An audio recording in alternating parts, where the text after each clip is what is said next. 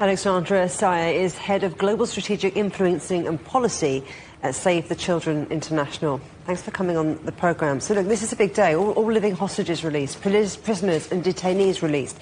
But what are displaced Palestinians returning to? Well, what conditions are they facing? Thank you for having me. Look, everyone that we have spoken to today has said they're cautiously optimistic about the future. But what they're returning to is absolute devastation. One of my colleagues drove across Gaza today from Deir Bella to Khan Yunis, and she told me that every single building she saw was either completely damaged or totally destroyed. Families have been living and returning to bombed out buildings, the rubble of what was their destroyed homes. I mean, it's absolute devastation. The effort that it will take to rebuild Gaza and recover is extraordinary. We need all hands on deck at this moment. The UN says that aid to Gaza will be stepped up from Sunday. How do you see all of that working?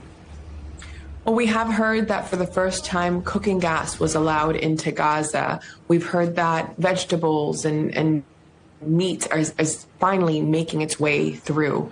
But it's not enough. What we need is for all of the crossing points to be open and for aid to be allowed in unrestricted. Humanitarian organizations, the UN, everybody, the private sector needs to be given access to bring supplies, and that's still not happening yet. So what we're seeing is finally aid is stepping up, but people in Gaza need absolutely everything. We can't be required and forced to have to choose between bringing in food or medical supplies. All of it needs to be allowed into Gaza as soon as possible. I wonder, how worried are you that the humanitarian agenda could be maybe overshadowed by negotiations about governance and security? Look, the humanitarian situation in Gaza is still catastrophic. It's going to require years, potentially generations, to rebuild Gaza.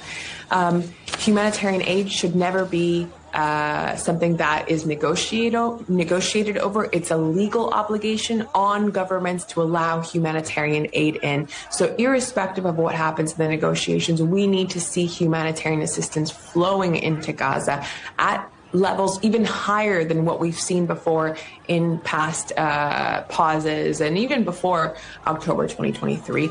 That's what we need to focus on. That's what we are pleading with governments to ensure it does happen. And these political negotiations need to ensure that whatever is discussed leads to a lasting and sustained ceasefire and finally return to peace in Gaza. Alexandra Saieh at Save the Children, thank you very much. Thank you for having me.